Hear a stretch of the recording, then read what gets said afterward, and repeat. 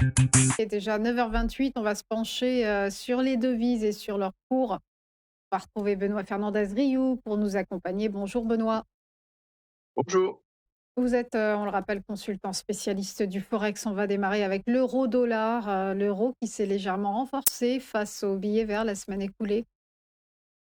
Oui, qui s'est renforcé, notamment suite à la détente, qu'il y a eu du côté d'Ormuz. Alors c'est vrai que ça évolue très vite, hein, puisque ce week-end, les tensions, sont de nouveau, sur le devant de la scène. Donc, voilà, un coup ça ouvre, un coup ça ferme. En tout cas, l'euro-dollar suit, cette tendance, enfin ce feuilletonnage en fait géopolitique du côté du détroit d'Ormuz. Et effectivement, telle la grenouille, l'euro-dollar monte quand ça se détend et baisse quand ça se tend.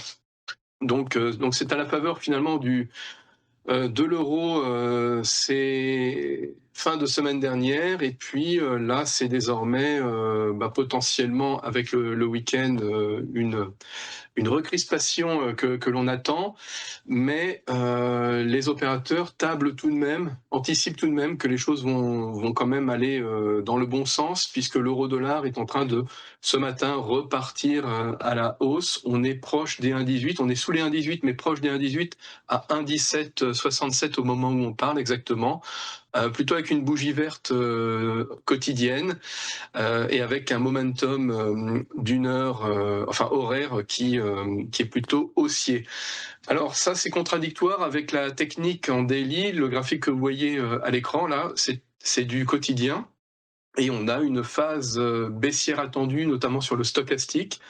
On est également sur un RSI qui est pas encore en zone de surachat, donc il y a un petit potentiel de hausse tout de même, mais clairement la phase technique devrait logiquement être baissière, ce qui est contradictoire avec ce que l'on est en train de dire sur les fondamentaux, c'est-à-dire une poursuite normalement de la détente que l'on devrait voir si tout va bien, donc au fil des séances cette semaine.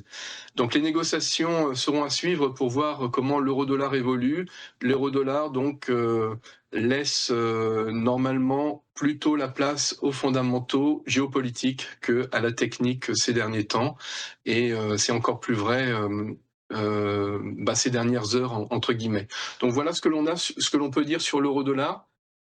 Sur un sur le front des annonces et des politiques monétaires, pas grand-chose à dire, puisque effectivement, côté euro, normalement, on devrait plutôt avoir un statu quo, hein, donc pas d'action de la BCE. Côté dollar américain, ce sera plutôt à partir de mi-mai que l'on aura une meilleure visibilité sur la suite, puisque on devrait changer, donc à la faveur de Kevin Warsh, on devrait changer de banquier central, hein, c'est prévu, que Jérôme Powell laisse la place. Et donc on s'attend, enfin le consensus s'attend à 2 baisses de taux pour l'instant sur l'année 2026 pour la partie américaine.